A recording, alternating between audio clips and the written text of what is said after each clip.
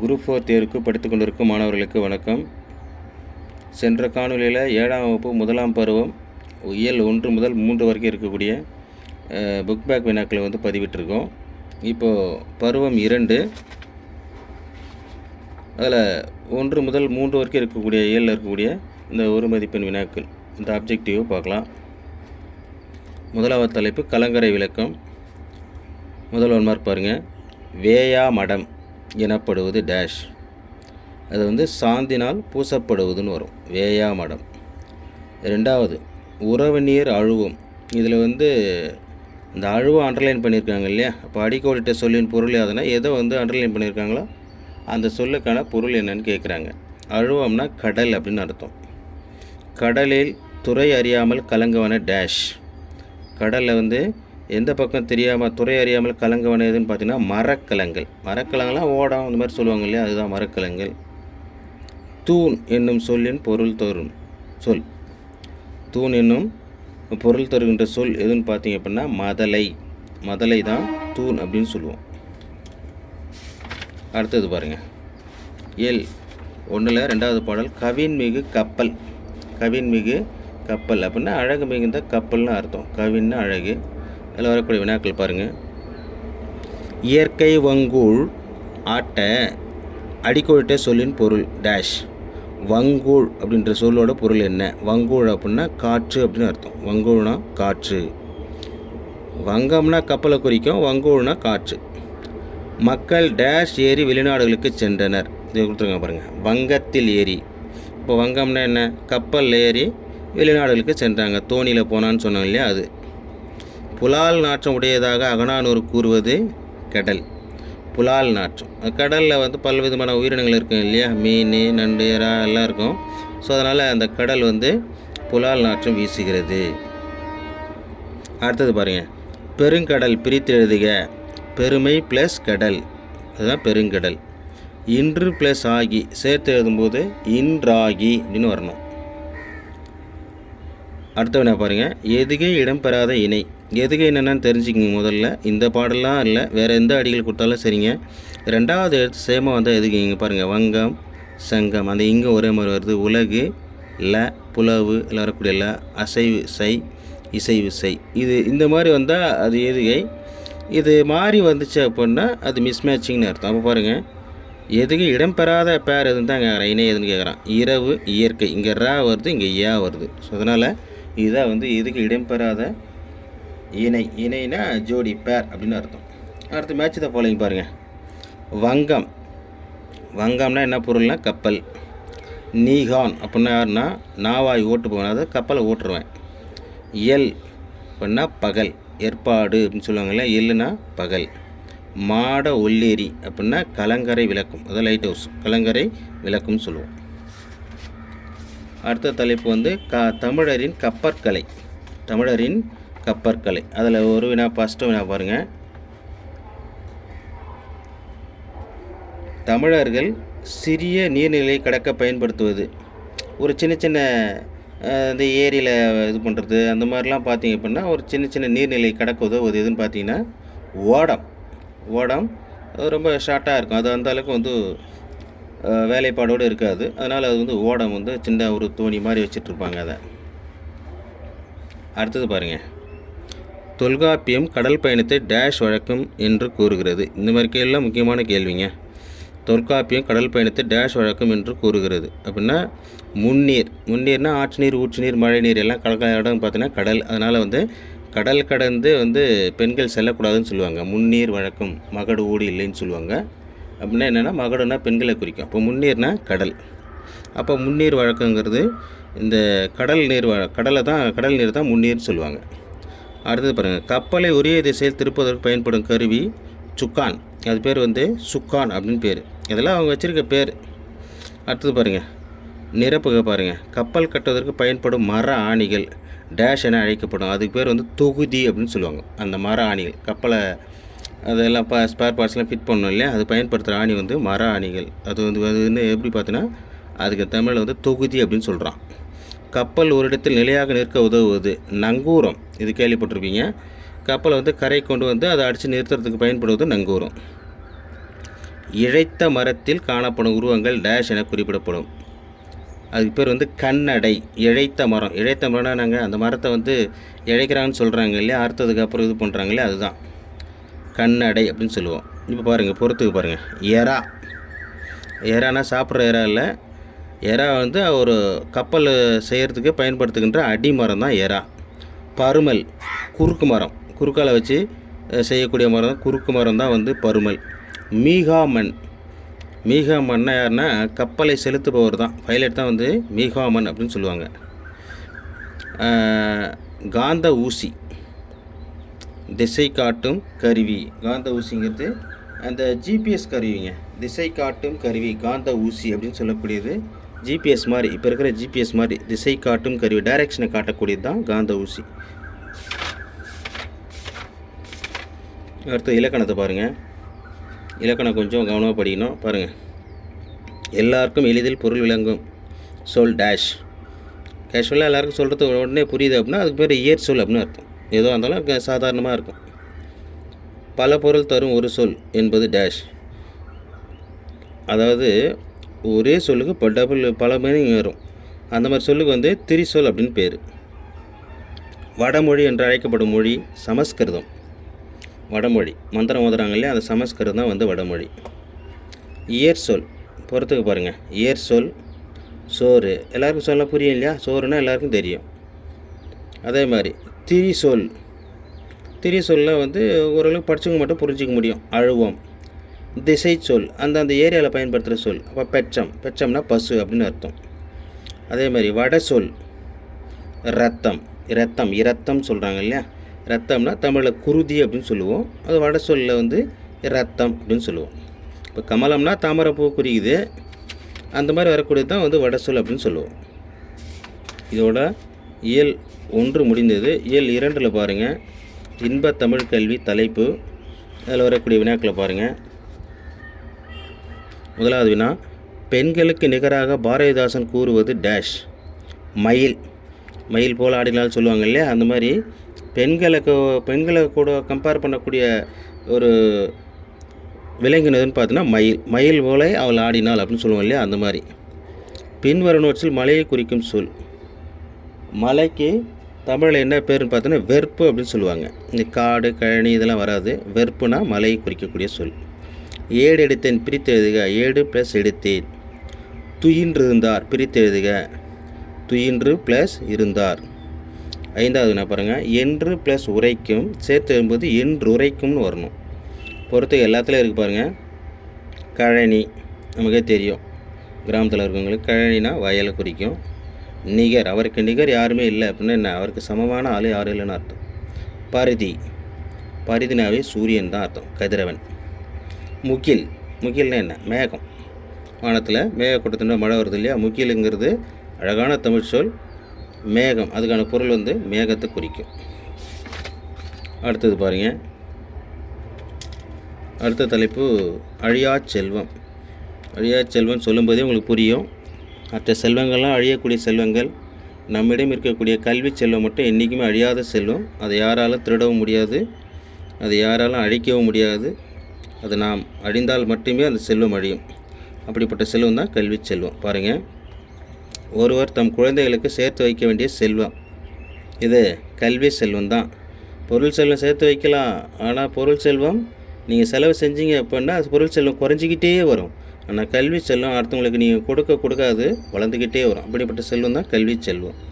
கல்வியை போல் டேஷ் செல்லாத செல்வம் வேறு இல்லை அப்படின்னு என்ன மாற்றி கொடுத்துருக்காங்க. கல்வியை போல் கேடு இல்லாத செல்வம். இந்த செல்லாத வார்த்தையில் கல்வியை போல் கேடு இல்லாத செல்வம். கேடுனா என்ன, துன்பத்தை தராத செல்வம்.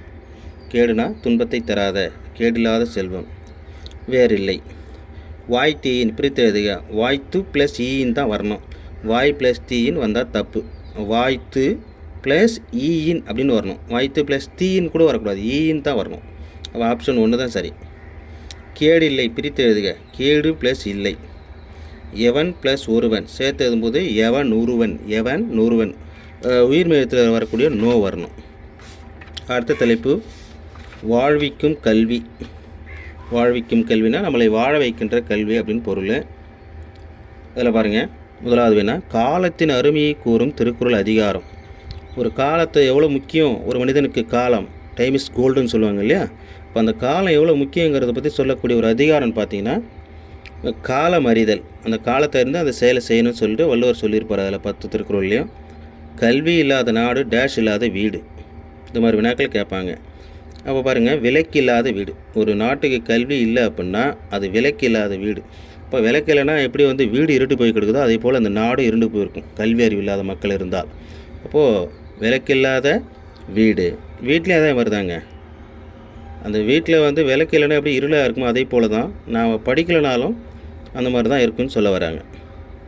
பள்ளி தலம் அனைத்தும் கோயில் செய்வோம், எங்கள் பாரத தேசம் என்று தோல் கொட்டுவோம் சொல்லி பாரதியார் பாடினார் இல்லையா? வெள்ளி பனிமலையில் மீதுலாகவும் அந்த பாடல் வரக்கூடியது தான். அப்போ ஆசிரியர் யாருன்னு பார்த்தீங்கன்னா பாரதியார். பள்ளி தலம் அனைத்தும் கோயில் செய்வோம்னு சொல்கிறார். அடுத்தது பாருங்கள், உயர்வு அடைவோம் என்ன சொல்லி பிரித்து எழுதுக. உயர்வு ப்ளஸ் அடைவோம். 5வது வினா, இவை ப்ளஸ் எல்லாம் சேர்த்து எழுதும்போது இவை எல்லாம் அப்படின்னு வரணும்.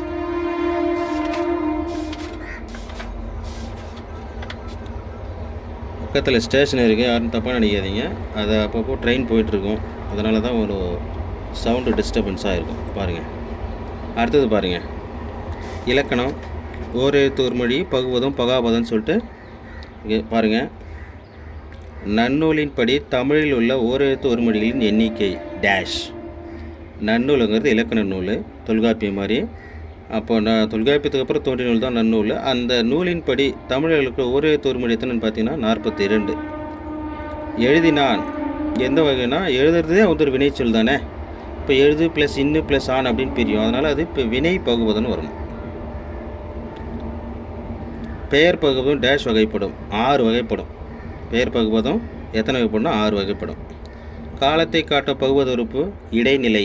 ஏன் வந்தான் அப்படின்னா பாஸ்ட் டென்ஸ் இல்லையா? அதேமாரி வருகிறான் அப்படின்னா ப்ரெசண்ட்டு, எதிர்காலம். நிகழ்காலம், அந்த 3 தெரியும் இல்லையா? Past, present, future. இப்போ வந்தான்னா இறந்த காலம், வருகிறான் நிகழ்காலம், வருவான் எதிர்காலம். அந்த மாதிரி வரக்கூடியது தான் இடைநிலைகள் சொல்லுவாங்க. நெக்ஸ்ட்டு பொறுத்துக்கு பாருங்கள். பெயர் பகுபதம் பெரியார், பெயர்னவே பெரியார் அப்படி வச்சுக்கலாம். வினை பகுபதம் வாழ்ந்தான். அடுத்தது இடை பகுபதம் மண், மண்ணுங்கிறது இடைச்சொல். உரி பகுபதம் நனி. இதோட இயல் 2 முடிஞ்சது. அடுத்தது 3வது இயல் பாருங்கள். தலைப்பு ஒரு வேண்டுகோள். தலைப்புங்கிறது ஒரு வேண்டுகோள். 1வது வினா, மயிலும் மானும் வனத்திற்கு டேஷ் தருகின்றன. வனப்பு, வனப்புன்னா அழகுன்னு அர்த்தம். மிளகாய் வற்றலின் டேஷ் தும்மலை வரவழைக்கும். நெடி, அந்த நெடினா நம்ம நாற்றம், மிளகாவோட நாற்றம் நமக்கு தும்மலை வரும் இல்லையா அது. அன்னை தான் பெற்ற டேஷ் சிரிப்பில் மகிழ்ச்சி அடைகிறார். எதில்? மழலை. மழலை என்னென்னா தான் ஈண்டெடுத்த குழந்தையின் முகத்தில் சிரிப்பு வரும்போது அவளுக்கு சிரிப்பு வருது இல்லையா? அப்போ தான் பெற்ற மழலையின் சிரிப்பில் மகிழ்ச்சி அடைகிறாள் அன்னை. வனப்பில்லை பிரித்து எழுதுக. வனப்பு ப்ளஸ் இல்லை. 5வது வார்ப்பு ப்ளஸ் எனில் சேர்த்து என்பது வார்ப்பெனில் அப்படின்னு வரணும். அடுத்த தலைப்பு குதிரையும் கீரை பாத்தியும் குதிரையும். பாருங்கள், ஏற பரியாகுமே. இதில் பரி என்ற சொல்லோட பொருள் என்ன? பரி. சொற்கள் மீனிங்லாம் தெரிஞ்சு வச்சுங்க. பரினா குதிரையை குறிக்கும். அதேமாதிரி வேழம்னா யானை குறிக்கும். மாடு, பெற்றம்னா மாடு, இந்த மாதிரி பெற்றம்னா பசுவை குறிக்கும். அந்த மாதிரி சில சொற்கள் இருக்குது. பொருந்தாத ஓசையுடைய சொல். இது பாருங்கள், கட்டி அடிக்கையால் கால் மாறி பாய்கையால்னு ஒரு பாட்டு வரும். இதில் மேன்மையால் இந்த மாதிரி வருது இல்லையா? பாருங்கள், ஒரு ஷார்ட்கட் தெரிஞ்சுக்கிங்க. பாருங்கள், பாய்கையால், மேன்மையால், அடிக்கையால். இங்கே யாழ் யாழ் யாழ் முடியுது, ஆனால் ஒன்று மட்டும் இல்லில் முடியுது பாருங்கள், திரும்புகையில். ஸோ இதை வந்து கொஞ்சம் கிளவராக யோசிச்சு அடிங்க. அப்போ திரும்புகையில் அப்படின்னு சொல்கிறது மிஸ்மேட்சிங், பொருந்தாத ஓசையுடைய சொல். ஏன்னா இது எல்லாமே பார்த்தீங்க அப்படின்னா யாழ் யாழ் அப்படின்னு முடியுது, ஆனால் இது மட்டும் இல்லு முடியுது பாருங்கள். அடுத்தது பாருங்கள், வன்கீரை என்னும் சொல்லி பிரித்து எழுத கிடைப்பது. வன்மை ப்ளஸ் கீரைன்னு தான் வரணும். வன் ப்ளஸ் கீரைன்னு வந்தால் தவறு. வன்மை ப்ளஸ் கீரை அப்படின்பதே சரி. கட்டி ப்ளஸ் அடித்தல் சேர்த்து எழுதும்போது கட்டி அடித்தல், அந்த உயிர்மை யகரம் வரணும். கட்டி அடித்தல். அடுத்த தலைப்பு பார்த்தீங்கன்னா ஓவியத்தை பற்றி. பேசும் ஓவியங்கள். தலைப்பு பேசும் ஓவியங்கள். அதில் ஃபஸ்ட்டு வேணா பாருங்கள், குகை ஓவியங்களில் வண்ணம் தீட்ட பயன்பட்ட பொருள்களில் ஒன்று. மண் துகள். மண்ணையும் கல்லையும் துகள் அது ரெண்டையும் வந்து அந்த டஸ்ட் மாதிரி இருக்குங்க இல்லையா, லிக்விடாக சாலிடாக இருக்கும், அது இந்த மாவு மாதிரி, அதை வச்சு தான் வந்து குகை உள்ள வண்ணம் தீட்டுவாங்க. அடுத்தது பாருங்கள். நகைச்சுவை உணர்வு வெளிப்படுமாறு வரையப்படும் ஓவியம் கேலி சித்திரம். நகைச்சுவை உணர்வு கார்ட்டூன்ஸ். கோட்டோவியம்னு சொல்லி பிரித்து எதை கிடைப்பது? கோடு ப்ளஸ் ஓவியம் தான் வரணும். கோட்டு ப்ளஸ் ஓவியம் வந்தால் தப்பு. கோடு ப்ளஸ் ஓவியம் தான் வரணும். செப்பு ஏடு பிரித்து எழுதுக. செப்பு ப்ளஸ் ஏடு. அதே மாதிரி எழுத்து ப்ளஸ் ஆணி சேர்த்து எதுனா எழுத்தாணி அப்படின்னு வரும்.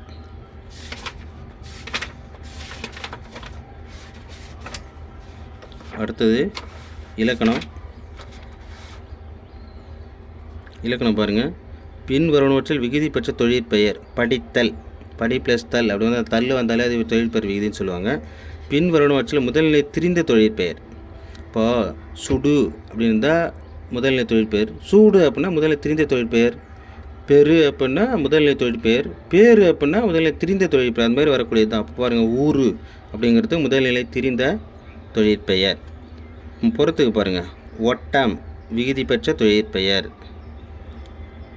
பிடி முதல்நிலை தொழிற்பெயர்.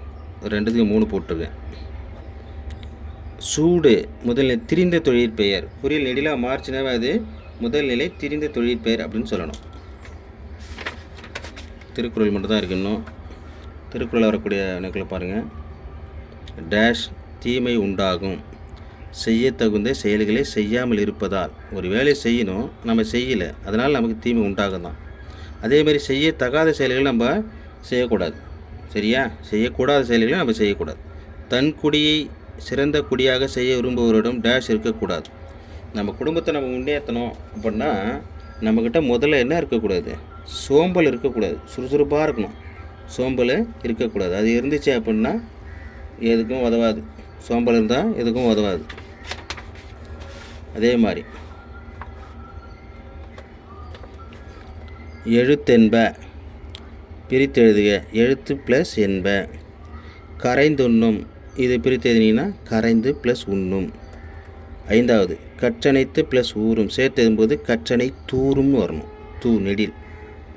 பொறுத்துக்கு பாருங்கள். கற்கும் முறை பிழை இல்லாமல் கற்கணும். 2வது உயிர்க்கு கண்கள் போன்றது எது? எண்ணும் எழுத்தும். விழிச்செல்வம் மென்மையான செல்வம் எதுன்னு பார்த்தீங்கன்னா கல்வி. எண்ணி துணிக கருமம்னு சொல்லுவாங்க திருக்குறளில். கருமம்னா செயல்னு அர்த்தம். கரவா கரைந்துண்ணும் எது? காகம். திருக்குறளில் வரக்கூடியது இதெல்லாம். கரவா கரைந்துண்ணும் என்பது காகம். நம்முடைய சேனல் பிடிச்சிருந்தால் லைக் பண்ணுங்கள், ஷேர் பண்ணுங்கள். கண்டிப்பாக நீங்கள் ஒவ்வொரு வீடியோவும் பார்த்துட்டீங்க அப்படின்னா கண்டிப்பாக பயனுள்ள வகையில் இருக்கும். சப்ஸ்கிரைப் பண்ணிவிட்டு பாருங்கள். நண்பர்களுக்கு ஷேர் பண்ணுங்கள். இன்னும் அடுத்தடுத்து வரக்கூடிய காணொலிகள் பார்த்தீங்க அப்படின்னா இந்த நூல்வெளி ஃபுல்லாக பார்க்கலாம். எல்லா கிளாஸுமே 6 to 10 வரைக்குமே நூல்வெளி ஃபுல்லாகவே பார்க்கலாம்.